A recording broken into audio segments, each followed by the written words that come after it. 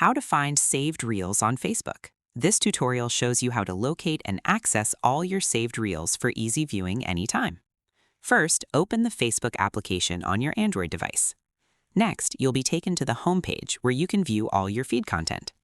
Following that, tap on the three horizontal lines at the top right corner of the screen. Now, this will open the main menu with various Facebook options. Moving forward, scroll down through the menu until you see the Saved option. Afterwards, tap on Saved to access all your saved content on Facebook. In addition to that, you'll see different categories for your saved items. Once you're on the saved page, look for the filter options at the top. Subsequently, tap on the filter icon or category dropdown to sort your saved content. Moreover, select Reels or Videos from the list to view only your saved Reels. Afterwards, all your saved Facebook Reels will appear in this section. Then, tap on any reel to watch it directly from your saved collection. Within this section, you can also organize your saved reels into custom collections. Alternatively, you can tap and hold on a saved reel to remove it or move it to a folder.